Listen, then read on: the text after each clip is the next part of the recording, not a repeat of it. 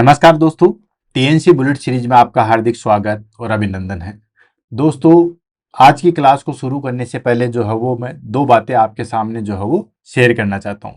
हमारी दो बातें जो है वो इसी बुलेट सीरीज के ऊपर आधारित है कि बुलेट सीरीज की शुरुआत कैसे की थी, बाकी टीम ने किस तरीके से जो है वो क्या क्या बोला और किस तरीके से क्या चीज़ जो है वो डिसाइड हुई और किस तरीके से जो है वो बुलेट सीरीज का जो है वो निजात हुआ या बुलेट सीरीज जो है वो हमने बनाई।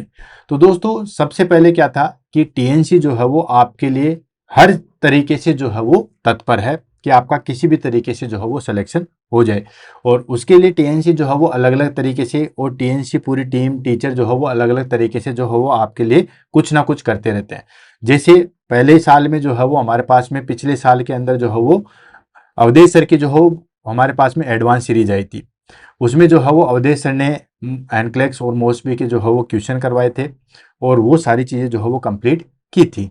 लेकिन उसके बाद में ये फाइंड आउट हुआ कि कुछ बच्चे जो अभी अभी से जो है वो कंपटीशन की तैयारी में घुसे हैं या जस्ट उन्होंने जो है वो नर्सिंग की है, देन उसके बाद वो किस तरीके से कंपटीशन की तैयारी करें, उसके लिए जो है बेसिक क्लियर होना चाहिए। तो पूरी टीम ने जो है वो डिसाइड किया और उसके बाद में जो है वो ये सौभाग्य मुझे प्राप्त हुआ कि एक डेली क्लास जो है वो ऐसी होनी चाहिए जिससे बच्चों के जो है बेसिक भी क्लियर हो और वो कंटिन्यूटी होनी चाहिए। तो उसके बाद में जो है वो रोज एक क्लास जो है वो लेने का वादा किया गया।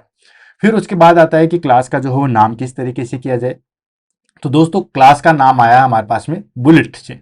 बुलेट यानी कि हमारे पास में तुरंत, कहते हैं ना कि टारगेट के ऊपर हमें जो है वो लेनी है, तो इस तरीके से। तो टारगेट था हमारे पास में नोट सेट को क्लियर करना और बेसिक चीजों को जो है वो क्लियर करना। साथ के साथ उस क्लास को जो है वो हमने इस तरीके से निजात किया कि एक क्लास के अंदर एक टॉपिक को हम जो है वो फिनिश कर लेंगे। जैसे आज की क्लास ले लेते हैं, तो दोस्तों एनेस्थेसिया तो बहुत बड़ा टॉपिक हो गया। अगर हम एनेस्थेसिया को करेंगे तो फिर जनरल एनेस्थेसिया आ जाएगा, देन उसके बाद जो है वो हमारे पास में सिस्टेमिक एनेस्थेसिया आ जाएगा जिसको हम लोकल एनेस्थेसिया कहते हैं, देन नर्व ब्लॉक एनेस्थेसिया आ जाएगा, एपिड्यूरल एनेस्थेसिया आ जाएगा।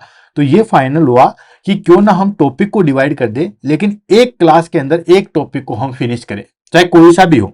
जैसे मान लो फॉर एग्जाम्पल हम कहें कि किसी भी चीज को आप ले लो, ठीक है ना, चाहे हमारे पास में कार्डियक के डिसऑर्डर ले लो, चाहे गायनिक के डिसऑर्डर ले लो, बट एक क्लास के अंदर जो हम एक चीज को करेंगे। जैसे विटामिन ई हो गया, तो विटामिन में एक क्लास के अंदर हम एक ही विटामिन करेंगे, लेकिन उसको जो है वो कंप्लीटली फिनिश करेंगे। तो ये क्लास और एक दिन में जो हो फिनिश होनी चाहिए, इसलिए हमने इसका जो है बुलेट सीरीज नाम दिया गया। देन उसके बाद कंटिन्यूटी होनी चाहिए, एक भी दिन हम इसको ब्रेक नहीं करेंगे, क्योंकि दोस्तों कंसिस्टेंसी और कंटिन्यूटी जो है वो की ऑफ सक्सेस है। अगर आप लगातार मेहनत कर रहे हो और सही दिशा में मेहनत कर रहे हो, ठीक है, कंटिन्यूटी आपकी मेंटेन है, देन आपका सिलेक्शन जो है वो श्योर होता है। ये आप 100% जो है वो ध्यान में रखिए, ठीक है। क्योंकि दोस्तों कहा गया था कि जब एक बार यूसेन बोल्ट से पूछा गया कि आपने जो है वो एक मेडल जो है वो 10 सेकंड में जीत लिया था, तो आप तो 10 सेकंड में जो है वो एक मेडल के हकदार हो गए। तो उन्होंने ये कहा था कि आप भी मेरी तरह जो है वो 18 घंटे जो है मैदान पे बिताइए, 4 साल लगातार बिताइए, आप भी 10 सेकंड में जो है मेडल जीत सकते हैं। तो सिलेक्शन के बाद लोग सिलेक्शन देखते हैं, लेकिन उसके पीछे की हिस्ट्री क्या होती है वो कोई नहीं दिखता। तो वही चीज है, एक दिन में सक्सेस नहीं मिलती है, लेकिन लगातार हम करेंगे तो सक्सेस जो है वो जरूर मिलेगी। तो इस तरीके से हमारे पास में टीएनसी बुलेट सीरीज का जो है वो हमने नामकरण किया। अब बात आई कि इसकी टाइमिंग कितनी होनी चाहिए, तो टाइमिंग भी मस्ट है। तो सबका अलग अलग सजेशन आया, कोई कहते हैं कि शाम को ले लो, कोई कहते हैं दोपहर के ले लो, कोई कहते हैं कि इस टाइम ले लो, इस टाइम ले लो। जब फाइनली जो है वो डिसाइड ये हुआ, और मेरा भी ये ओपिनियन था कि इसको हम सुबह सुबह लेंगे, क्योंकि दोस्तों सुबह किसी भी कार्य की शुरुआत अगर हम सुबह कर देते हैं तो हमारा पूरा दिन जो है वो अच्छा जाता है। या दूसरे शब्दों में कहें कि अगर हम कार्य की शुरुआत जबरदस्त तरीके से कर देते हैं तो आधा कार्य तो हमारे पास में वहीं फिनिश हो जाता है। तो हमने इसका सुबह 7 बजे टाइमिंग रखा, ताकि बच्चा सुबह उठे। जो बच्चे पढ़ने वाले हैं, जो नहीं पढ़ेगा उसको तो कोई भी नहीं पढ़ा सकता, ठीक है, लेकिन जो बच्चे पढ़ने वाले हैं वो सुबह 7 बजे ही इसको जो है वो फिनिश कर देंगे, ताकि पूरा दिन जो है वो बिल्कुल अच्छा जाए। और 7 बजे का टाइमिंग ऐसा भी है कि इस बहाने वो जल्दी भी उठ जाएंगे, ठीक है, और कोर्स को भी जो है वो आराम से कंप्लीट कर देंगे। तो सुबह 7 बजे का टाइमिंग रखा। अगर गलती से बच्चे ने सुबह 7 बजे नहीं ली तो फिर वो दोपहर को ले लेगा, देन दोपहर बाद ले लेगा, या फिर शाम को ले लेगा, या और भी कोई प्रॉब्लम आई तो फिर वो रात को ले लेगा। लेकिन अगर क्लास हम रात को ही लेके आते तो फिर बाकी चीजें जो है वो नहीं हो पाती, इसलिए सुबह 7 बजे रखा। और मेरी तरफ से आपके आपके लिए एक ही एडवाइस थी, वो एडवाइस थी कि आप जो है वो इसके कंटिन्यू नोट्स बनाइए, क्योंकि एक दिन में पहाड़ की जो है वो चढ़ाई नहीं की जा सकती, लेकिन अगर आप सीढ़ी दर सीढ़ी चढ़ेंगे तो आप उसकी शिखर तक, उसकी चोटी तक जो है वो पहुंच सकते हैं। एक दिन में हम 365 टॉपिक को नहीं कवर कर सकते, बट डेली हम एक टॉपिक को करेंगे तो पूरे साल में 1 जनवरी 2025 से हमने शुरुआत की थी और 31 दिसंबर 2025 को हम इसको फिनिश करेंगे। देन उसके बाद इसका मॉडिफाई रूप लेके आएंगे, नया वर्जन, ठीक है। देन उसको हम फिनिश करने 365 टॉपिक हमारे पास में फिनिश हो जाएंगे। इन 365 के आप जो है वो नोट्स बनाइए। इससे क्या होगा दोस्तों कि साल के अंत तक आपके पास में 365 टॉपिक की जो है वो एक बुकलेट तैयार हो जाएगी, और उस बुकलेट में आपके ये हो जाएगा कि आपने एक गाइड तैयार की है, ठीक है। फिर उसके बाद अगर कोई कंपिटिटिव एग्जाम आता है तो आपके खुद के बनाए हुए नोट्स हैं, तो आप तुरंत उनको जो है वो रिवीजन भी बहुत अच्छे तरीके से कर सकते हो। तो इसलिए पूरी गाइड बन जाएगी, रिवीजन आसान हो जाएगा। और बहुत सारे बच्चे मुझे जो है वो टेलीग्राम पे भेजते भी हैं कि सर हम इस तरीके से जो है वो नोट्स बना रहे हैं, ठीक है। तो उनको मैं जो भी मेरी तरफ से एडवाइस होता है वो मैं उनको जो है वो जरूर बताता हूँ। और इस तरीके से डेली डेली क्लास लेते लेते आज जो है वो हम 199 के स्कोर पे पहुंच चुके हैं, ठीक है। कल जो है वो हम हमारे पास में क्लास का जो है वो दोहरा शतक लगाएंगे।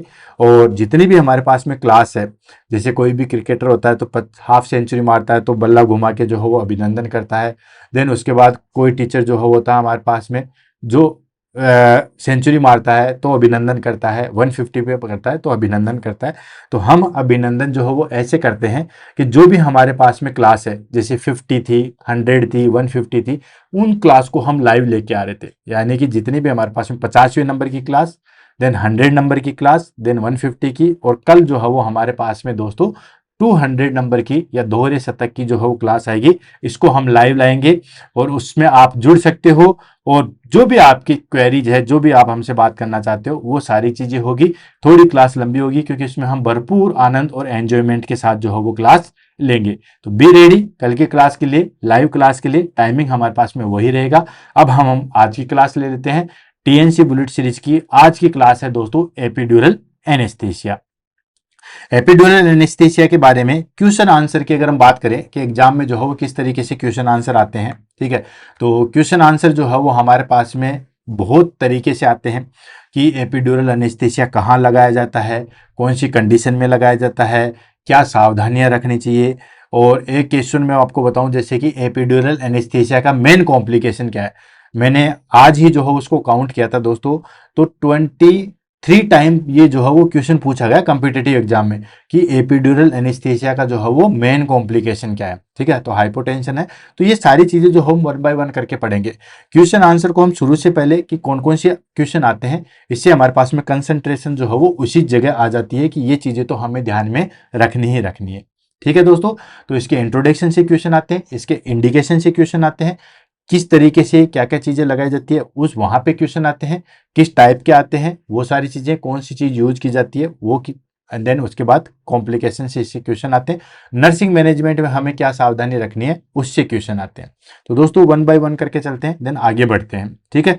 काफी हद तक इसमें हम एनाटॉमी फिजियोलॉजी भी डिस्कस करेंगे, वही एनाटॉमी फिजियोलॉजी जो हमने लंबर पंचर के अंदर जो है वो की थी, क्योंकि बुलेट सीरीज के अंदर हमने एक क्लास लंबर पंचर के लिए, वहां पे भी मैंने यही चीज जो है वो बताई थी, क्योंकि इसकी एनाटॉमी फिजियोलॉजी जो है वो लगभग सिमिलर है। लंबर पंचर में हम सीएसएफ कलेक्ट करते हैं सब एरिचिनोइड स्पेस से, इसमें हम दवाई देते हैं एपिड्यूरल स्पेस से, ठीक है। इसलिए इसको एपिड्यूरल एनेस्थीसिया बोला जाता है।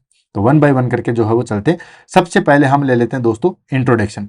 इंट्रोडक्शन की अगर हम बात करें तो इंट्रोडक्शन जो है वो काफी ज्यादा इसके डेफिनेशन में ही या इसके नाम में ही सुना हुआ है, नाम में ही जो है वो छुपा हुआ है। क्या छुपा हुआ है दोस्तों? Epidural anaesthesia. अब एनेस्थीसिया आपको पता ही है कि loss of the sensation and loss of the consciousness में बी, और may be loss of the consciousness. यानी कि एनेस्थीसिया क्या होता है?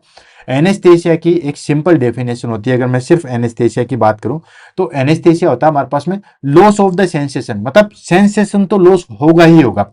और दूसरी चीज दोस्तों, मैं रटने में विश्वास नहीं दिलाता हूं, मैं बेसिक क्लियर करने में विश्वास दिलाता हूं। और काफी बच्चे मुझे जो है वो कमेंट भी करते हैं, कुछ कुछ बच्चों के तो इतने अच्छे कमेंट आते हैं कि बस उनको तो एक गिफ्ट हैम्पर जो हो मेरी तरफ से मिल जाएगा, ठीक है।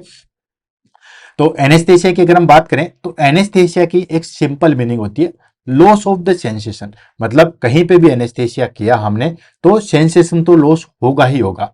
हाँ, कॉन्शियसनेस लॉस हो भी सकती है और नहीं भी हो सकती।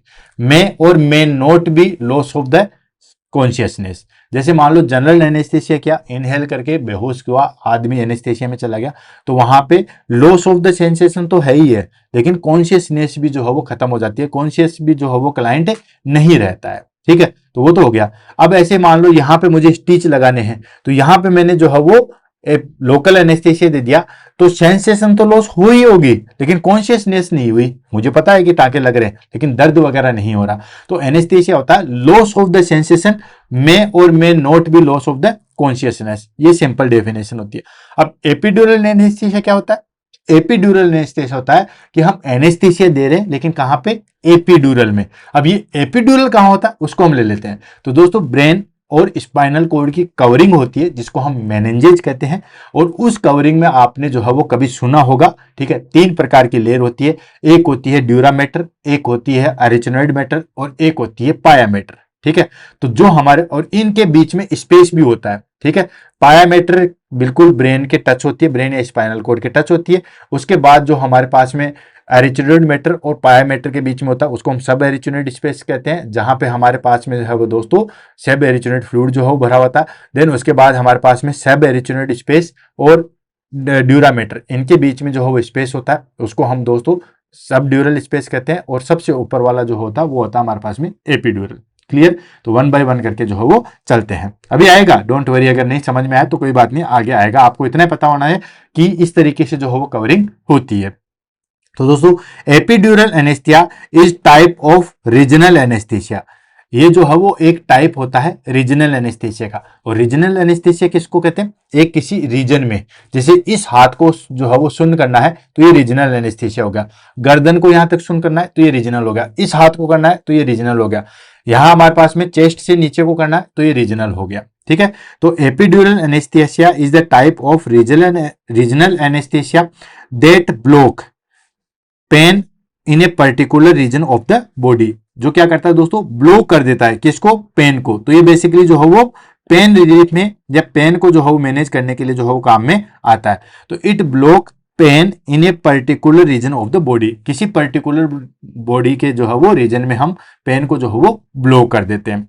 Then the goal to block nerve signal from the lower spinal segment. और इसका जो है वो बेसिकली गोल क्या होता है कि ये नर्व को जो है वो ब्लॉक करता है। और कैसे करता है दोस्तों? ब्लॉक नर्व करता है सिग्नल को लोअर स्पाइनल सेगमेंट, जो हमारे पास में लोअर स्पाइनल सेगमेंट है उसको। एंड ये कहां कहां यूज होता है? It commonly use for pen during labour, caesarean section and lower body surgery. और ये कहां यूज होता है दोस्तों? लेबर पेन के दौरान, जब लेबर पेन बहुत ज्यादा होता है तो उसको कंट्रोल करने के लिए, सिजेरियन सेक्शन जब होता है तो वहां पे हम दिया जाता है, और लोअर बॉडी में जो है वो सर्जरी की जाती है, वहां पे जो है वो हम एपिड्यूरल एनेस्थीसिया को काम में ले सकते हैं। ये हो गया हमारे पास में बेसिक इंट्रोडक्शन। फिर से रिपीट करूं, एपिड्यूरल एनेस्थीसिया जो है, देखो यहां से, एपिड्यूरल एनेस्थीसिया जो है वो हमारे पास में एक टाइप का रीजनल एनेस्थीसिया है, मतलब किसी पर्टिकुलर जो है वो एरिया को एनेस्थेटिक करेगा, और ये ब्लॉक कर देता है हमारे पास में पेन के रिसेप्टर को। ठीक है, एक पर्टिकुलर बॉडी के रीजन में। एंड इसका जो बेसिकली गोल क्या होता है? ये नर्व को जो है वो ब्लॉक कर देता है लोअर स्पाइनल सेगमेंट के अंदर, और ये बेसिकली जो है वो लेबर के अंदर, सिजेरियन सेक्शन और लोअर बॉडी सर्जरी के अंदर जो है वो काम में आता है। अभी दिया कैसे जाता है, इसके लिए हमें जो है बेसिकली इसकी एनाटॉमी जो है वो पढ़नी जरूरी है। अब एनाटॉमी ओवरव्यू ले लेते हैं इसका। ठीक है, तो दोस्तों जो एपिड्यूरल स्पेस है, ठीक है, जो कहां पे स्थित होता है? Lies outside the dura mater. Dura mater के जो है वो बाहर के साइड में जो है वो स्पेस होता है, जिसको हम एपिड्यूरल स्पेस कहते हैं, या इसको हम कहते हैं outermost membrane covering of the spinal cord. Spinal cord की जो सबसे आउटर मोस्ट कवरिंग होती है, लेयर होती है, उसको हम कहते हैं दोस्तों dura mater. And it contain fat, blood vessels, spinal nerve root. और इसके अंदर क्या क्या चीजें होती है? फैट होता है, ब्लड वेसल्स होती है और स्पाइनल रूट होता है। And the anaesthetic is injected here to block sensory signal. और जो एनेस्थेटिक एजेंट होता है वो इसके अंदर जो है वो इंजेक्ट किया जाता है, वो क्या कर देता है दोस्तों? हमारे जो सेंसरी सिग्नल है उनको जो है वो ब्लॉक कर देता है। अब आ गई चीज समझ में। तो देखो इसको मोटा मोटी जो हो मैं आपको बताता हूं। जैसे ये हमारे पास में ब्रेन है, ठीक है, ये हमारे पास में ब्रेन है और ये जो है वो हमारे पास में स्पाइनल कोड है। अब इसकी जो है वो कवरिंग होती है। तो बेसिकली मैं मोटा मोटी आपको यहाँ पे बता रहा हूं। सबसे पास जो ब्रेन के पास में होती है इसको हम कहते हैं दोस्तों पाया मैटर। क्या कहेंगे दोस्तों? इसको हम बेसिकली जो है वो क्या कहते हैं? पाया मैटर कहते हैं।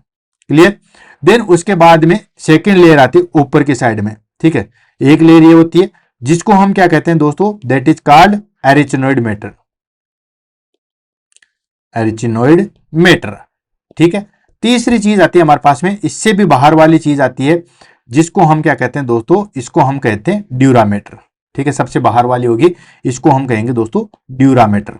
अब याद कैसे रखा जाएगा? ये भी बड़ी टास्क है, ठीक है। याद कैसे रखा जाएगा? तो याद करने के लिए मैं आपको जो है वो एक निमोनिक्स बताता हूं दोस्तों।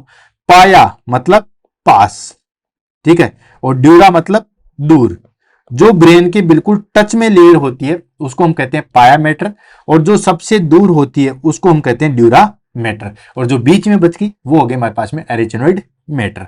अब ये कहां पे दिया जाता है इसको हम ले लेते हैं। तो दोस्तों इस तरीके से आप देखो, जैसे मैं अगर स्केल को हटाऊं तो सबसे पहले जो है वो हमारे पास में स्किन होती है जहां पे ये हेयर वगैरह है। उसके बाद में आता है हमारे पास में पेरियोस्टियम, यानी कि जैसे खाल जो होती है उसको हम कहते हैं पेरियोस्टियम, यहां तक। देन उसके बाद आता है क्रेनियम। क्रेनियम मतलब हमारे पास में जो है वो बोन आ गई, ठीक है। ये हमारे पास में स्किन आ गई। देन पेरियोस्टियम जो हमारे पास में मसल्स की जो लेयर होती है एक तरीके से स्मॉल लेयर, उसको हम पेरियोस्टियम कहते हैं वैसे, ठीक है। और नेक्स्ट आ गया क्रेनियम। अब उसके बाद में हमारे पास में ड्यूरामेटर सबसे दूर वाला, देन एरिचिनोइड मैटर उसके अंदर वाला, और सबसे पास वाला हो गया पाया मैटर जो ब्रेन के बिल्कुल टच में होता है। ये समझ में आ गया? अगर मैं इस ब्रेन के एक एक चीजें लेयर उतारूं तो सबसे पहले स्किन आएगी जिसपे ये हेयर है।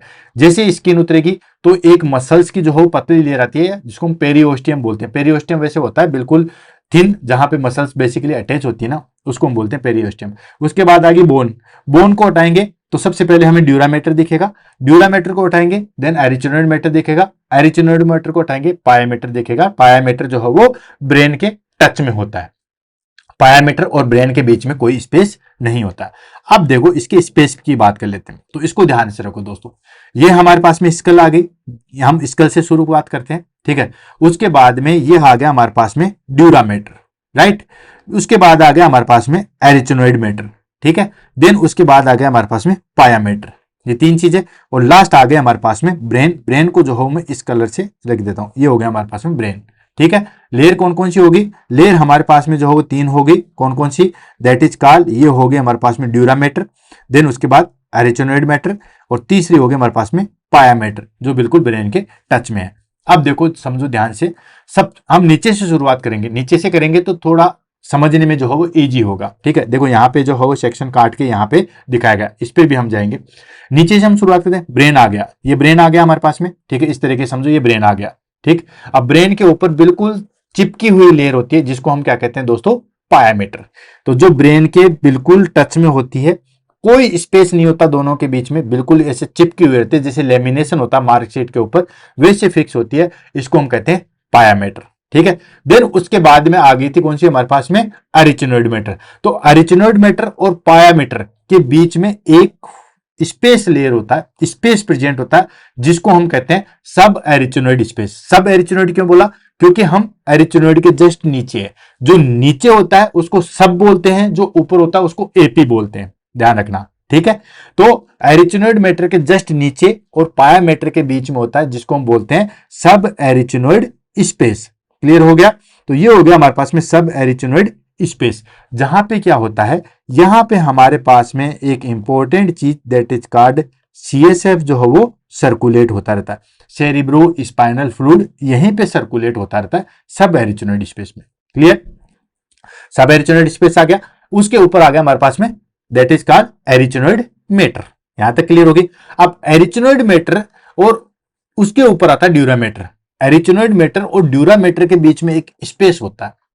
फिर से रिपीट कर रहा हूं, जो हमारे पास में एरिचिनोइड मैटर, यहां तक क्लियर हो गया? एरिचिनोइड मैटर तक हम क्लियर चुके हैं। अब एरिचिनोइड मैटर और ड्यूरामेटर के बीच में स्पेस प्रेजेंट होता है, ठीक है। उसको हम क्या कहते हैं दोस्तों? उसको हम कहते हैं सब ड्यूरल स्पेस। सब ड्यूरल क्यों बोला? मैंने कहा था जिस चीज के नीचे होता है उसको सब ड्यूरल कहते हैं। तो वो किसके नीचे है? ड्यूरामेटर के नीचे, तो उसको नाम दिया गया हमारे पास में सब ड्यूरल स्पेस। ठीक, देन उसके बाद आगे ड्यूरामेटर।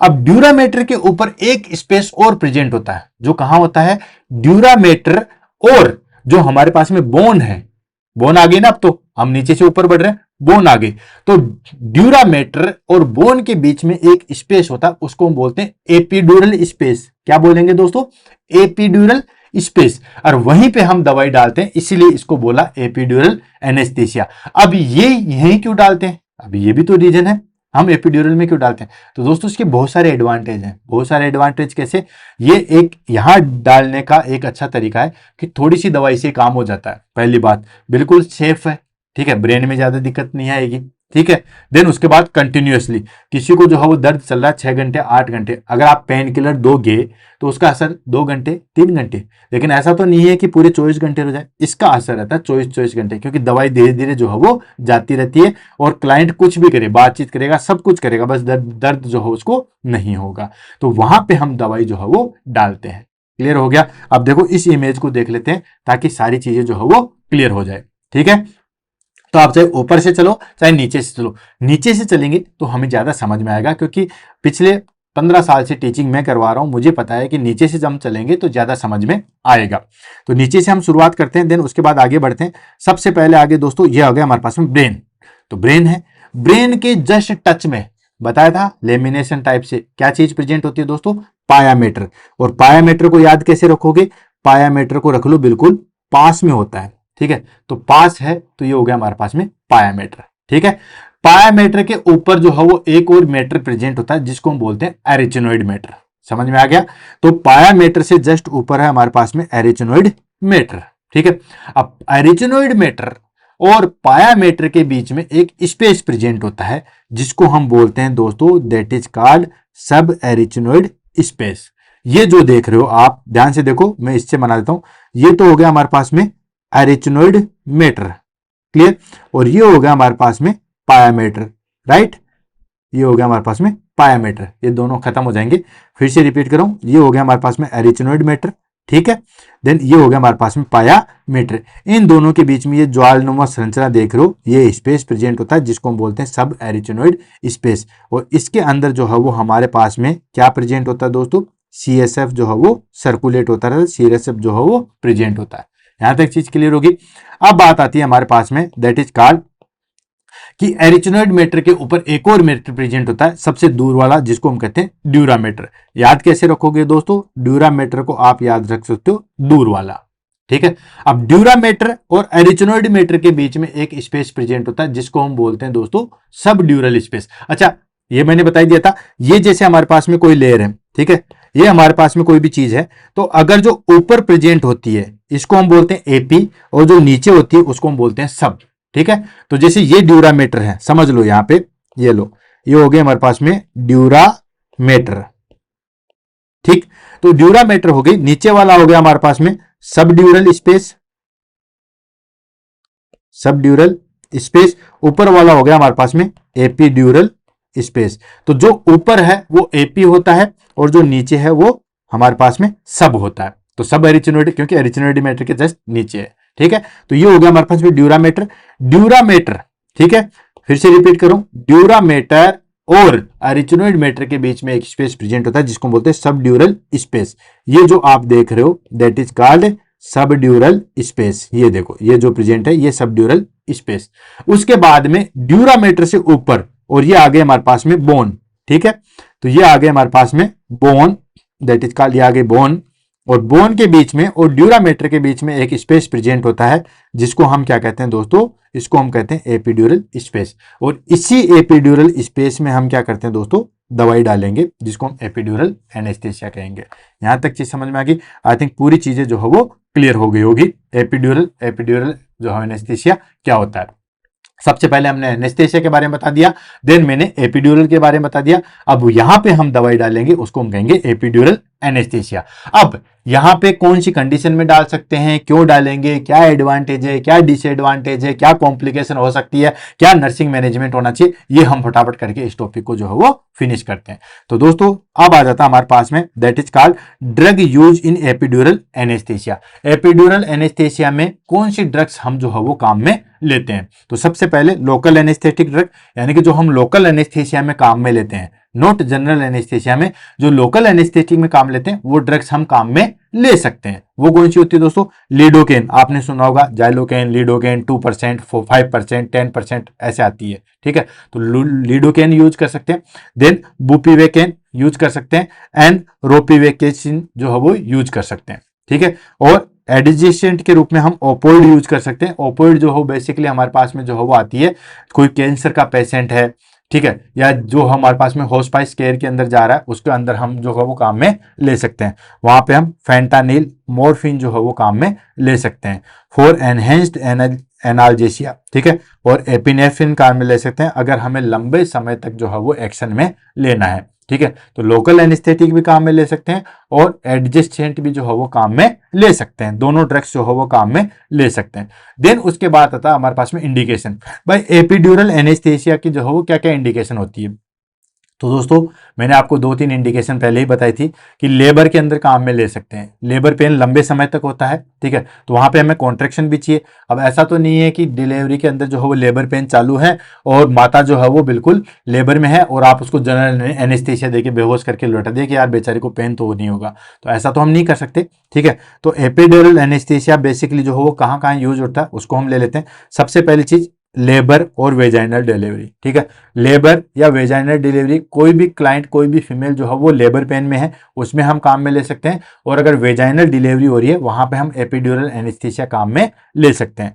सेकंड आ जाता है हमारे पास में सिजेरियन सेक्शन। सिजेरियन सेक्शन मतलब किसी को LACS होना है, उस कंडीशन में हम जो है वो एपिड्यूरल एनेस्थीसिया जो है वो काम में ले सकते हैं। नेक्स्ट आ जाता है हमारे पास में orthopaedic surgery, just like pelvic की हो, हिप की हो या लोअर लिम्ब की सर्जरी होती है, वहां पे हम एपिड्यूरल एनेस्थीसिया काम में ले सकते हैं। Next urologic procedures. यूरोलॉजी मतलब हमारे पास में जैसे यूरिनरी ब्लैडर के हैं, यूरिथ्रा के हैं, वहां पे अगर हमारे पास प्रोस्टेट ग्लैंड के हैं, वहां पे अगर कोई सर्जरी हो रही है, यहाँ पे हम कोई भी प्रोसीजर कर रहे हैं, ठीक है, जैसे सिस्टोस्कोपी है, सिस्टाइटिस है या TURP है, वहां पे हम काम में ले सकते हैं। और नेक्स्ट आता है पोस्ट ऑपरेटिव पेन मैनेजमेंट। अगर किसी क्लाइंट की लंबी सर्जरी हुई है, ठीक है, बड़ी सर्जरी हुई है और उसको लंबे समय तक हमें जो है वो पेन को कंट्रोल करना है, तो उस कंडीशन में हम जो है वो एपिड्यूरल एनेस्थीसिया काम में ले सकते हैं, ठीक है। तो ये हो गया हमारे पास में लेबर के अंदर, जिसमें स्पेशली जो है वो लेबर या वेजाइनल डिलीवरी। सिजेरियन सेक्शन में हम काम में ले सकते हैं।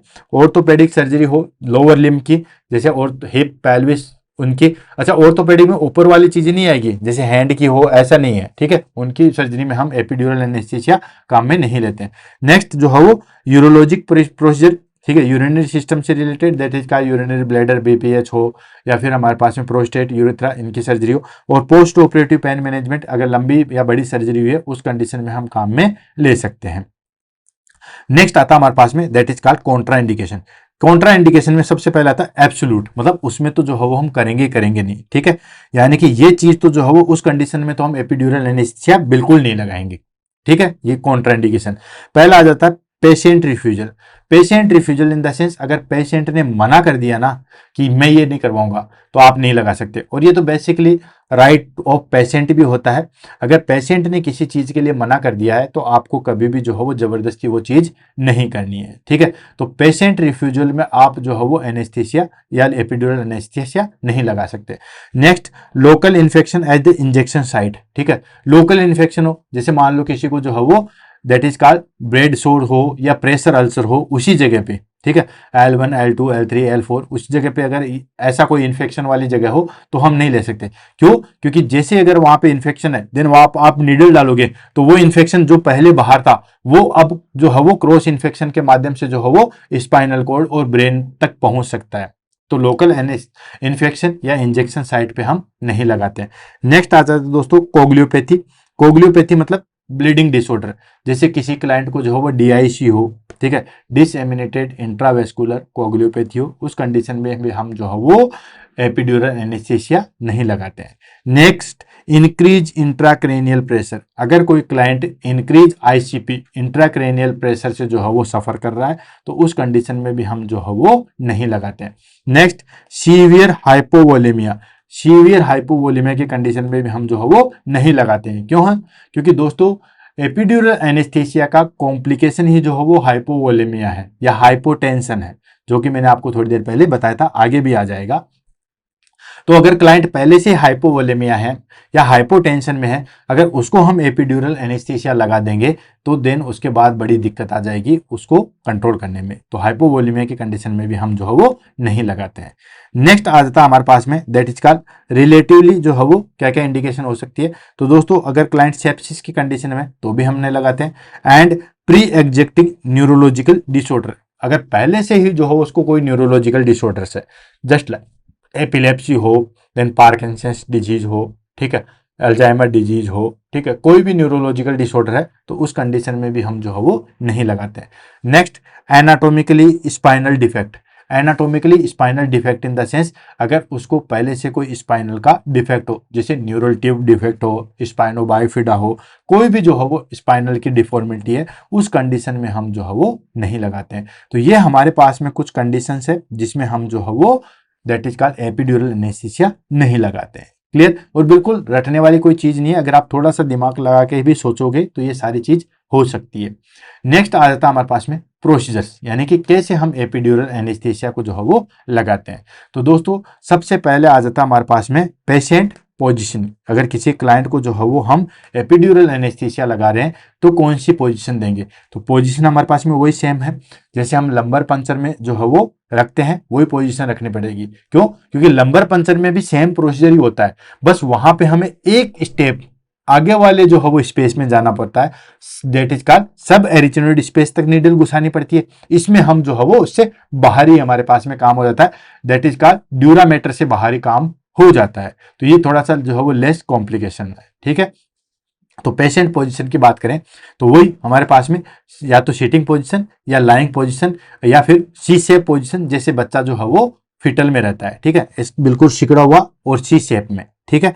तो दोस्तों देखो ये यूजुअली सिटिंग और लाइंग, ठीक है, या तो बैठा हुआ या फिर सोया हुआ वन साइडेड, ठीक है, lying on one sided with back curved, ठीक है, बैक जो है वो कर्व होनी चाहिए। एक तो होता है जैसे मान लो कोई सोया हुआ, हालांकि मैंने वहां पे इमेज जो है वो देख रखी है, ये हमारे पास में सिर है, तो इस तरीके से सी शेप में जो है वो होना चाहिए, क्लाइंट जो है वो सी शेप में होना चाहिए, ठीक। बैक जो है वो ज्यादा से ज्यादा हमें दिखनी चाहिए, बैक जो है वो कर्व होनी चाहिए, जिसको हम फिटल पोजीशन के नाम से भी जानते हैं। ये भी एग्जाम में पूछा गया है दोस्तों कि कौन सी पोजीशन देते हैं, ठीक है। तो दोस्तों स्पाइनल कॉर्ड में या एपिड्यूरल में या लंबर पंचर में हम जो है वो सीटिंग पोजीशन दे सकते हैं, ठीक है। देन उसके बाद साइड लाइन पोजिशन या लाइंग पोजिशन विथ एक साइड में होना है और बैक कर्व्ड होनी चाहिए, जिसको हम फीटल पोजीशन के नाम से जानते हैं, या सी शेप पोजीशन भी जो है उसको बोला जाता है, सी शेप पोजीशन, ठीक है। तो ये सारे के सारे नाम ये आपको याद रखने हैं क्योंकि ये एग्जाम में पूछा गया है। एग्जाम में पूछा था कौन सी पोजीशन नहीं देते हैं।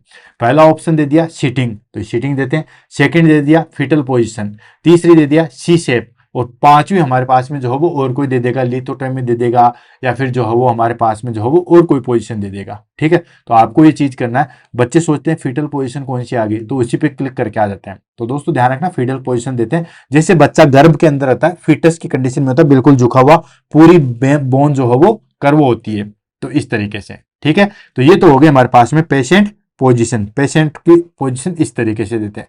देन उसके बाद हम एसेप्टिक टेक्निक यूज लेते हैं। Of course aseptic technique use में लेना है क्योंकि ये बड़ा ही जो है वो क्रिटिकल चीज है। अगर आपने एसेप्टिक टेक्निक नहीं ली है तो फिर वो सीधा इन्फेक्शन जो हो ब्रेन एंड स्पाइनल कॉर्ड तक जाएगा, ठीक है। तो एसेप्टिक टेक्निक काम में लेनी है। Skin is cleaned and sterilise, skin को बिल्कुल क्लीन रखना है, स्टरलाइज रखना है। अब स्टरलाइज तो वैसे स्किन नहीं होती है, लेकिन डिसइंफेक्टेंट हम जो है वो रख सकते हैं। नेक्स्ट आ जाता है हमारे पास में लोकल एनेस्थेटिक, ठीक है। लोकल एनेस्थेटिक जो है वो थोड़ा सा इंजेक्ट करते हैं, क्यों? ताकि वहां पे स्किन जो है वो थोड़ी नंब हो जाए और हम नीडल जो है वो आसानी से घुसा सके, ठीक है, आसानी से अंदर जो है वो नीडल इंसर्ट कर सके। हो गया ये चीज। पहले पेशेंट की पोजीशन दे दी प्रॉपर, देन एसेप्टिक टेक्निक काम में ले ली, देन उसके बाद लोकल एनेस्थेसिया दे दिया। अब उसके बाद आता है हमारे पास में निडल इंसरेशन। ठीक है, तो दोस्तों जो 2 ही निडल आती है वो इंसर्टेड कर देते हैं इन एपिड्यूरल स्पेस में। एपिड्यूरल स्पेस में जो है वो 2 ही निडल, अभी निडल आएगी, ये जो देख रहे हो दोस्तों ये है हमारे पास में 2 ही निडल। ठीक है, तो इस तरीके की निडल आती है और वो हम एपिड्यूरल स्पेस में जो है वो इंसर्ट कर देते हैं। अब एपिड्यूरल स्पेस आपको पता ही है, जस्ट हम हमारे पास में स्किन हटाएंगे, खैर वहां तो बोन नहीं थी, वो तो मैंने बोन के बारे में बताया था, ठीक है, हेड के बारे में बताया था, स्पाइनल कॉर्ड में तो बोन नहीं है। तो जैसे स्किन रिमूव करेंगे सबसे पहले एपिड्यूरल स्पेस ही आएगा, फिर ड्यूरामेटर आएगा, देन उसके बाद सब ड्यूरल स्पेस आएगा, फिर एरिचिनोइड मैटर आएगा, फिर सब एरिचिनोइड स्पेस आएगा, देन उसके बाद पायामेटर आएगा। सारी चीज क्लियर होगी। तो हम 2 ही निडल को जो है वो इंसर्ट करते हैं। कहां इंसर्ट करेंगे दोस्तों? एपिड्यूरल स्पेस के अंदर। ठीक है, एपिड्यूरल स्पेस के अंदर करेंगे और बेसिकली कहां करते हैं दोस्तों? L2 L3। अच्छा, L2 L3 L3 L4 L4 L5 के में जो है वो इंसर्ट करेंगे। अब बहुत सारे लोगों का जो है वो कंफ्यूजन ये आएगा कि सर लंबर पंचर में तो हम जो है वो कहां करते हैं? L3 L4 या L4 L5 में करते हैं, L2 और L3 में नहीं करते हैं, क्योंकि वहां पे स्पाइनल कॉर्ड का लोअर पोर्शन आ जाता है, इसलिए दिक्कत आती है। तो दोस्तों वहां नहीं करते, क्यों? क्योंकि वहां तो हमें अंदर जाना होता है, यहां तो हम बाहर ही कर रहे हैं, सबसे बाहर ही कर रहे हैं, तो उससे कोई दिक्कत नहीं है। हम L2 L3 भी जा सकते हैं, L3 L4 से भी, और L4 L5 में भी जो है वो हम दे देते हैं, इंसर्ट कर देते हैं। ठीक है, देन उसके बाद जैसे ही हमने जो है वो एपिड्यूरल स्पेस में जो है वो इंसर्ट कर दिया, देन उसको कैथेटर से जो है वो कनेक्ट कर देते हैं। बहुत बिल्कुल बारीक पतला वाला जो है वो कैथेटर आता है, उससे हम जो है वो इंसर्ट कर देते हैं। देन उसके बाद जो है वो हम बाकी वहां से हम इन्फ्यूजन पंप के द्वारा जो है वो एपिड्यूरल एनेस्थेसिया स्टार्ट कर देते हैं। ड्रॉप बाय ड्रॉप जो है वो दवाई आ जाती है। A catheter is threaded through the needle into the epidural space, वहां पे जो है वो कैथेटर के अंदर जाता है। ये आप इमेज देख सकते हो, ये है हमारे पास में दोस्तों 2 ही निडल, यानी कि इस तरीके से जो है उसका बोर आता है। देन ये हमारे पास में जो है वो कैथेटर है, ये कैथेटर जो है वो अटैच होता है, जैसे हमारे पास में आईवी ट्यूब होती है वैसे हमारे पास में जो है वो कैथेटर अटैच होता है। ये कैथेटर जो है वो यहाँ पे ये फिल्टर आता है, जिसको हम बोलते हैं फिल्टर। इसमें क्या होता है दोस्तों कि कोई भी एयर या कोई भी चीज जो है वो आगे नहीं जा पाएगी। ठीक है, जैसे हम आईवी लाइन चलाते हैं तो वहां पे कई बार जो है वो एयर चली जाती है, तो वहां पे चल जाता है, लेकिन यहाँ पे नहीं चलेगा।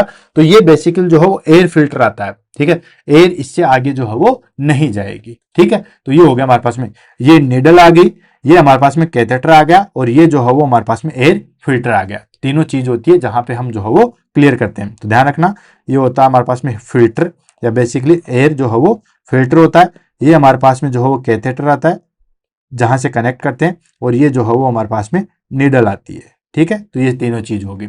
ये हो गया हमारे पास में प्रोसीजर्स।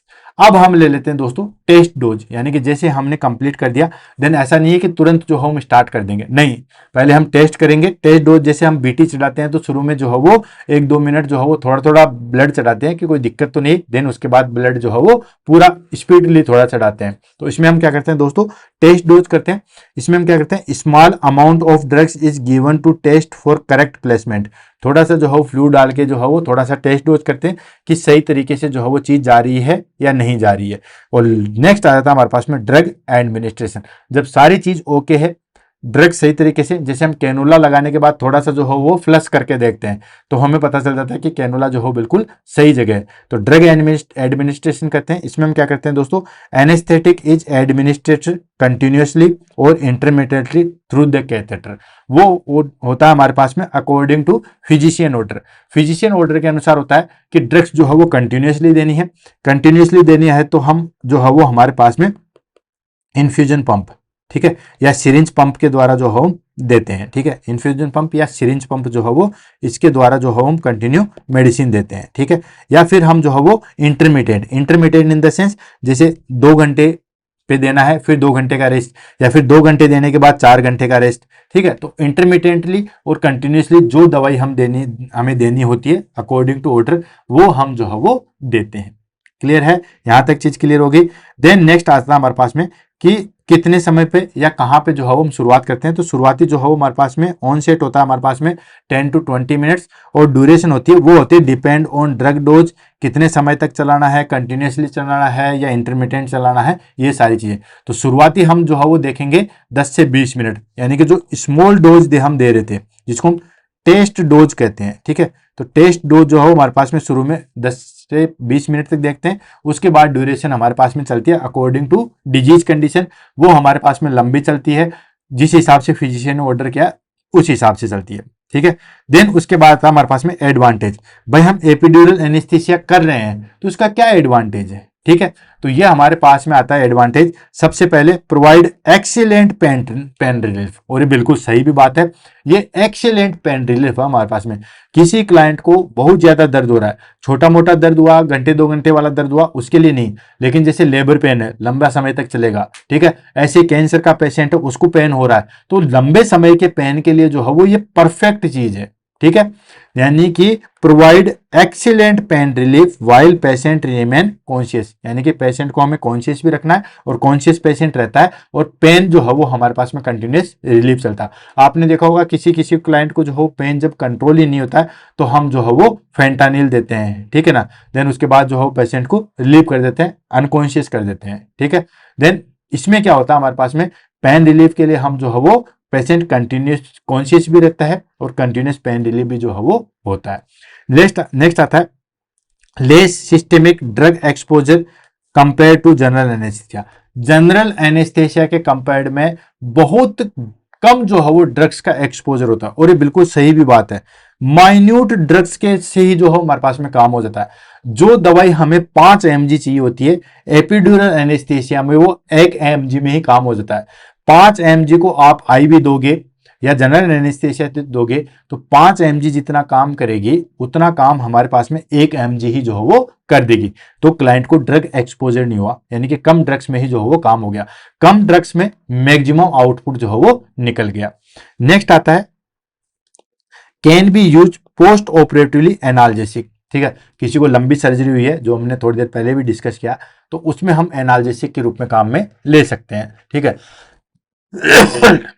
किसी क्लाइंट को पोस्ट ऑपरेटिव है उसमें हम एनाल्जेसिक के रूप में काम में ले सकते हैं। Next less impact in foetal wellbeing during the labour, ठीक है। ड्यूरिंग लेबर जो है वो फीटल को कोई दिक्कत नहीं आती है, बाकी सारी चीजें सेम होती है, बस पेन रिलीव जो है वो हो जाता है। तो ये सारे एडवांटेज है और बहुत अच्छी बात है। बहुत अच्छे जो है वो हमारे पास में एडवांटेज है। नेक्स्ट आ जाता है हमारे पास में दोस्तों कॉम्प्लिकेशन। क्या क्या कॉम्प्लिकेशन हो सकती है। भाई आप एपिड्यूरल एनेस्थीसिया दे रहे हैं, वो हमारे पास में कॉन्ट्रा इंडिकेशन था कि उस कंडीशन में तो हम जो है वो एपिड्यूरल एनेस्थीसिया लगाते ही नहीं है। ये है हमारे पास में दोस्तों complication. Complication in the sense कि जब हम एपिड्यूरल एनेस्थीसिया लगाते हैं तो क्या कॉम्प्लिकेशन थे, वहां तो हम लगाते ही नहीं थे कॉन्ट्रा इंडिकेशन में। क्या क्या कॉमन कॉम्प्लिकेशन कौन कौन सी होती है, फिर हम सिस्टेमिक पे जाएंगे। तो कॉमन कॉम्प्लिकेशन है दोस्तों hypotension due to sympathetic block. ये बेसिकली क्या करता है दोस्तों, जो हमारे पास में सिंपैथेटिक नर्वस सिस्टम होता है, या ठीक है 2 तरीके के होते हैं, ऑटोनोमस नर्वस सिस्टम, उसमें सिंपैथेटिक और पैरासिम्पैथेटिक होता है। तो ये जो हमारे पास में सिंपैथेटिक है उसको ब्लॉक कर देते हैं। अब सिंपैथेटिक को ब्लॉक करते हैं तो दोस्तों आपको पता ही है सिंपैथेटिक अगर हम हार्ट की बात करें तो क्या करती है दोस्तों, हार्ट रेट को जो है वो इंक्रीज करती है। सिंपैथेटिक की बात करता हूं तो जो मैं यही लिख देता हूं सिंपैथेटिक की बात करें तो सिंपैथेटिक हार्ट रेट को इंक्रीज कर देती है, ठीक है। वेजो कंस्ट्रिक्शन करवाती है, ठीक है। ये बेसिकली जो है वो कार्य करती है। लेकिन ये क्या करती है दोस्तों, सिंपैथेटिक को ब्लो कर देता है। अब सिंपैथेटिक को ब्लो कर देगा तो रिजल्ट क्या निकलेगा, रिजल्ट ही हमारे पास में जो है वो निकलेगा दोस्तों, हार्ट रेट जो है वो डिक्रीज हो जाएगी, और जो वेजो डायलेशन है क्या हो जाएगा दोस्तों, वेजो डायलेशन हो जाएगा, ठीक है। अब वेजो डायलेशन हो जाएगा तो फाइनली हमारे पास में रिजल्ट क्या निकलेगा दोस्तों, हार्ट रेट जो है वो डिक्रीज हो जाएगी, ठीक। और हमारे पास में हार्ट रेट क्या डिक्रीज होगी, सॉरी बीपी जो है वो डिक्रीज हो जाएगा, और बीपी जो डिक्रीज होगा उसी को हम क्या कहते हैं दोस्तों, हाइपोटेंशन। इंपॉर्टेंट भी है, ध्यान रखना, काफी बार जो है वो एग्जाम में पूछा गया है कि मेन कॉम्प्लिकेशन क्या होता है ठीक है, एपिड्यूरल एनेस्थीसिया का, तो वो होता है दोस्तों हाइपोटेंशन। नेक्स्ट आता है हमारे पास में यूरिनरी रिटेंशन। यूरिनरी रिटेंशन क्यों होगा दोस्तों? क्योंकि हमें जो है वो हमारे पास में जो स्पिंक्टर्स है, दो तरीके के स्पिंक्टर्स होते हैं, एक होता है हमारे पास में एक्सटर्नल, ठीक है, और एक होता है हमारे पास में दोस्तों इंटरनल। ये दोनों स्पिंक्टर्स जो है, ठीक है, तो जो एक्सटर्नल स्पिंक्टर्स होता है वो तो हमारे कंट्रोल में होता है, ठीक है, ये तो हमारे पास में जो है वो वॉलेंट्री होता है। क्या दोस्तों? वॉलेंट्री होता है, और ये जो है वो इनवॉलेंट्री होता है, ठीक है। तो इन पे जो है वो कंट्रोल हट जाता है, इन पे कंट्रोल हट जाता है, खास तौर से इंटरनल वाले पे जो है वो कंट्रोल हट जाता है, तो यूरिन यूरिनरी ब्लैडर में ही रह जाता है। इसको हम कहते हैं दोस्तों यूरिनरी रिटेंशन। नेक्स्ट शिवरिंग, कई बार जो है वो शिवरिंग देखने को जो है वो मिलती है। एंड उसके बाद ईचिंग, स्पेशली विथ ओपोइड्स। अगर हम ओपोइड्स यूज में लेते हैं एपिड्यूरल एनेस्थीसिया में, तो कई बार जो है वो इचिंग देखने को मिलती है। लेकिन सबसे इंपॉर्टेंट है हमारे पास में हाइपोटेंशन, ध्यान रखना, ठीक है। उसके बाद आता है यूरिनरी रिटेंशन। तो ये तो हमारे पास में जो है वो कुछ कॉमन जो है वो साइन सिम्टम्स है। नेक्स्ट आता है लेस कॉमन, यानी कि ये बहुत कम देखने को जो है वो मिलते हैं। कौन सा? पहला आता है पोस्ट ड्यूरल पंचर हेडेक, यानी कि पोस्ट ड्यूरल जब एनेस्थेटिक होगा, एपिड्यूरल एनेस्थेटिक होगा, उसके बाद हेडेक होना, लेकिन ये बहुत रेयर देखने को मिलता है, नहीं मिलता। देन एडुकेट और पैटेज ब्लॉक, ठीक है, इन एडुकेट और पैच ब्लॉक, यानी कि कई बार जो है वो प्रॉपर जो है वो नर्व ब्लॉक नहीं होता है, ये भी रेयर केस देखने को मिलता है। या फिर हाई ब्लॉक और टोटल स्पाइनल ब्लॉक, ठीक है, अगर हम जो है वो कई बार हाई ब्लॉक हो जाता है, वो दो कंडीशन में होता है, या तो हम डोज ज्यादा दे दे, या वो हमारे पास में सब एपिड्यूरल स्पेस में न होकर सब ड्यूरल स्पेस में अगर हमने इंजेक्ट कर लिया है, तो फिर स्पाइनल पूरी जो है वो ब्लॉक हो जाएगी, क्योंकि स्पाइनल वाला तो पूरी बॉडी में पूरे नर्व है, पूरे हेडक तक जो है वो जाता है। ये वेरी रेयर होते हैं, ये तभी होते हैं जब हमारे पास में अगर सही तरीके से जो है वो आपने इंसर्ट कैनुला नहीं किया है तो, या एपिड्यूरल में नहीं छोड़ा है तो, वैसे ये जो है वो नहीं होते हैं, ठीक है। देन उसके बाद आता है हमारे पास में रेयर बट सीरियस, ये बहुत कम होता है, ठीक है, ये हमारे पास में दैट इज कॉल्ड, ये हमारे पास में जो साइड इफेक्ट है वो बहुत कम होते हैं, लेकिन जब हो जाते हैं ना तो फिर कंट्रोल करना जो है वो मुश्किल हो जाता है, ठीक है। अब क्या क्या चीजें? पहली चीज आती है दोस्तों epidural haematoma. Epidural haematoma in the sense कि ब्लड का कलेक्शन जो है वो कहां हो जाता है? Blood collection in epidural space, epidural space, epidural space के अंदर जो है ब्लड का कलेक्शन हो जाता है, जिसको हम बोलते हैं एपिड्यूरल हीमेटोमा। अब वहां पे हीमेटोमा हो गया तो उसको जो है वो हम कंट्रोल भी जो है बड़ी मुश्किल से कर पाएंगे। सेम चीज एपिड्यूरल एब्सिस, ऑफ कोर्स अगर वहां पे एब्सिस बन गया, एपिड्यूरल स्पेस में एब्सिस बन गया, तो वो भी जो है बड़ा कॉम्प्लिकेटेड है। भाई एपिड्यूरल है बिल्कुल ब्रेन के पास में, अगर वहां पे हेमेटोमा बन गया, एब्सिस बन गया, तो बड़ी दिक्कत आ जाती है। नेक्स्ट आता है हमारे पास में नर्व इंजुरी, ठीक है, अगर गलती से हमने नीडल डाला और वो नीडल इधर उधर हमने कर दी तो उससे नर्व इंजुरी हो जाती है। तो नर्व इंजुरी में मान लो वो नर्व सप्लाई हमारे पास में किसी पैर के पर्टिकुलर जगह को सप्लाई कर रही थी, तो वहां पे नर्व जो है वो डैमेज हो जाती है। नेक्स्ट आता है रेस्पिरेटरी डिप्रेशन। रेस्पिरेटरी डिप्रेशन कैसे हो सकता है दोस्तों?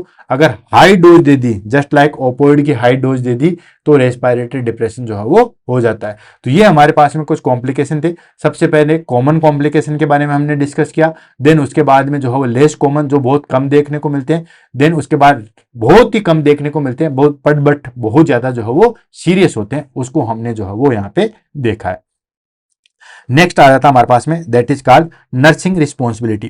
क्या क्या नर्सिंग रिस्पॉन्सिबिलिटी जो है वो हमें ध्यान में रखनी है? तो पहली चीज आती है दोस्तों बिफोर प्रोसीजर आप क्या ध्यान में रखोगे, और आफ्टर प्रोसीजर जो है वो आपको क्या ध्यान में रखना है। तो सबसे पहले हम दोस्तों ऑब्टेंड इन्फॉर्म कंसेंट, कंसेंट जो है वो प्राप्त करेंगे। कोई भी प्रोसीजर कर रहे हो या कोई भी सर्जिकल प्रोसीजर कर रहे हो तो इसमें हमें जो है वो इन्फॉर्म कंसेंट जो है वो जरूर लेना होता है। Next check patient coagulation profile allergic reaction. Of course क्योंकि कोगुलेशन डिफॉर्मिलिटी है या कोगुलेशन में प्रॉब्लम आ रही है, तो उस कंडीशन में तो हम जो है वो एपिड्यूरल एनेस्थीसिया लगाते ही नहीं है। तो दोस्तों कोगुलेशन प्रोफाइल चेक करनी है और एलर्जिक हिस्ट्री देखनी है। पता चले किसी क्लाइंट को जो है वो लिग्नोकेन से एलर्जी है और हम लिग्नोकेन ही फिर डाल रहे हैं, तो जो भी एलर्जी है उसका हम जो है वो हिस्ट्री लेंगे। नेक्स्ट आता है दोस्तों ensure IV line in place, ठीक है, जो आईवी लाइन है वो आईवी लाइन, हम उसकी बात नहीं कर रहे हो, हम कैथेटर वाली की बात नहीं कर रहे, वो तो अब करेंगे। ये बिफोर द प्रोसीजर है, हम कैथेटर वाले की बात नहीं कर रहे, हम आईवी कैनुला की बात कर रहे हैं, वो प्रॉपर होना चाहिए। वो क्यों दोस्तों? अगर मान लो गलती से कुछ एडवर्स इफेक्ट आ जाए तो कम से कम उसको मैनेज करने के लिए हमारे पास में आईवी लाइन तो होनी चाहिए, ठीक है। तो आईवी लाइन को जो है वो देखेंगे। देन उसके बाद असिस्ट द पोजिशनिंग, पोजिशनिंग को असिस्ट करेंगे कि वो जो अब हम करने जा रहे हैं procedure that is called epidural anaesthesia, उसमें क्लाइंट की पोजीशन सही है या नहीं है। भाई सिटिंग पोजीशन में कर रहे हैं या फिर साइडलाइन पोजीशन में सी शेप में कर रहे हैं या फीटल पोजीशन में कर रहे हैं, तो वो पोजीशन हम जो है वो मेंटेन करेंगे। देन उसके बाद ड्यूरिंग प्रोसीजर हम क्या करेंगे? ड्यूरिंग प्रोसीजर हम दोस्तों रखेंगे मॉनिटर वाइटल साइन, ठीक है। जब प्रोसीजर चल रहा है देन एनेस्थेटिक जो है वो हमारे पास में एपिड्यूरल जो है वो निडल डाल रहा है, उस दौरान हमें क्या देखना है दोस्तों? बीपी और हार्ट रेट को जो है वो कंटिन्यूस मॉनिटरिंग में रखना है। देन उसके बाद reassure the support the patient, ठीक है, रीअश्योर करेंगे और पेशेंट को जो है वो सपोर्ट करेंगे। एंड मेंटेन स्टेलाइट फील्ड, जो भी जहां पे प्रोसीजर हो रहा है वहां पे स्टेरिलिटी जो है वो मेंटेन करेंगे, क्योंकि ये हाईली स्टेरलाइज प्रोसीजर जो है वो होता है। क्लियर? देन उसके बाद हमारे पास में आफ्टर द प्रोसीजर, ठीक है। आफ्टर द प्रोसीजर हम जो है वो क्या नर्सिंग मैनेजमेंट हमारे पास में जो है वो होता है।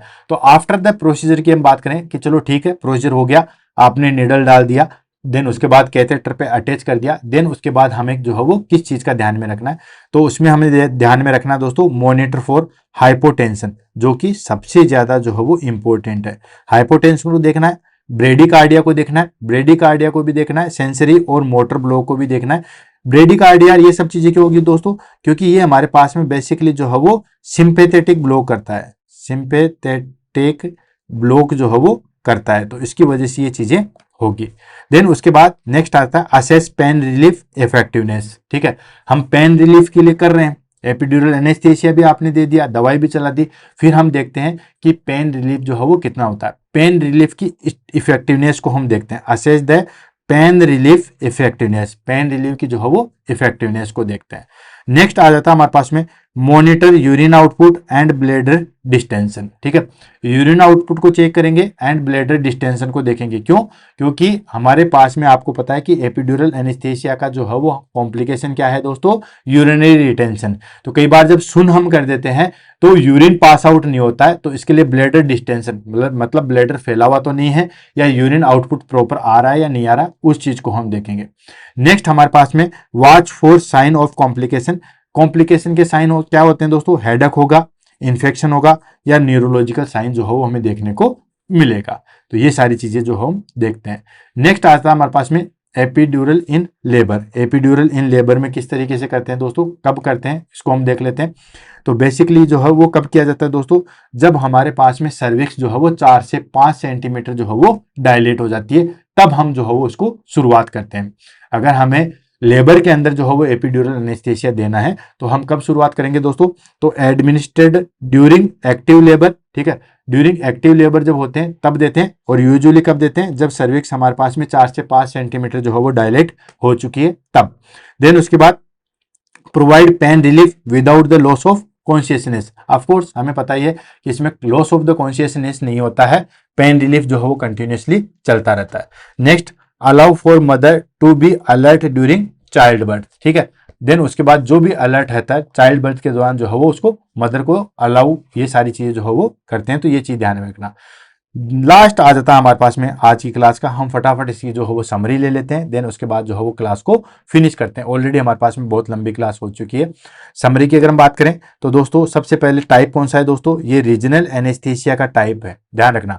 और रीजनल एनेस्थीसिया को बोला किसी एक पर्टिकुलर एरिया को हमें एनेस्थेटिक देना है, उसको हम बोलते हैं रीजनल एनेस्थीसिया। तो ये जो है बेसिकली हमारे पास में रीजनल एनेस्थीसिया का जो है वो टाइप है। साइट की हम बात करें तो ये कहाँ होता है दोस्तों? एपिड्यूरल स्पेस, यानी कि आउटसाइड द ड्यूरामेटर, यही बोला था, outside the dura mater epidural, inside the dura mater that is called subdural space. उसके बाद तो सब एरिचिनोइड और उसके बाद एरिचिनोइड, देन उसके बाद सब एरिचिनोइड, देन उसके बाद पायामेटर, ठीक है। ड्रग्स कौन सी लेते हैं? तो दोस्तों इसमें हम जो है वो बिपिवाकेन, लिडोकेन, ओपोइड ड्रग्स जो है वो काम में लेते हैं। कहाँ कहाँ यूज लेते हैं दोस्तों? लेबर के अंदर काम में लेते हैं, सिजेरियन सेक्शन के अंदर काम में लेते हैं, पेल्विक या लेग सर्जरी में काम में लेते हैं, या किसी को जो है वो हमारे पास में पेन रिलीफ के कंट्रोल के लिए लेते हैं। एडवांटेज क्या है? एडवांटेज है कि पेशेंट जो है वो कॉन्शियस रहता है और गुड पेन रिलीफ है। थोड़ी सी ड्रग्स में हमारे पास में काम चल जाता है, ज्यादा ड्रग्स देने की जरूरत जो है वो नहीं होती है। ये इसके जो है वो एडवांटेज है। कॉम्प्लिकेशन क्या है? कॉम्प्लिकेशन दोस्तों हाइपोटेंशन है, सबसे इंपॉर्टेंट है, सबसे एग्जाम में ज्यादा बार पूछा गया। हेडेक हो सकता है, नर्व डैमेज हो सकता है। ठीक है, मॉनिटरिंग हम क्या क्या करेंगे दोस्तों? ऑफ कोर्स हाइपोटेंशन हो रहा है तो हम क्या मॉनिटर करेंगे? बीपी मॉनिटर करेंगे। ठीक है, हार्ट रेट मॉनिटर करेंगे, रेस्पिरेटरी रेट मॉनिटर करेंगे दोस्तों, एंड पेन लेवल जो है वो मॉनिटर करेंगे। क्लियर है? तो दोस्तों इसी के साथ आज की जो है वो हमारे पास में क्लास जो है फिनिश होती है। 199 जो है वो क्लास फिनिश होती है। आई होप आपको ये क्लास अच्छी लगी होगी। ठीक है, और भी बुलेट सीरीज की जो है वो क्लास अच्छी लगी होगी। और बाकी क्लासें कैसी लगती है उसके लिए कल जुड़िए हमसे लाइव क्लास के अंदर, जिसमें आप अपनी दिल की बात, दिल की भड़ास, जो भी कहना है वो आप कह सकते हो। तो दोस्तों मिलते हैं कल सुबह 7 बजे लाइव सेशन में, लाइव क्लास होगी। तब तक के लिए दोस्तों ऑल द बेस्ट, और आपको सभी को जो है वो 200 क्लास पूरी होने के लिए जो है वो लख लख बधाइयां।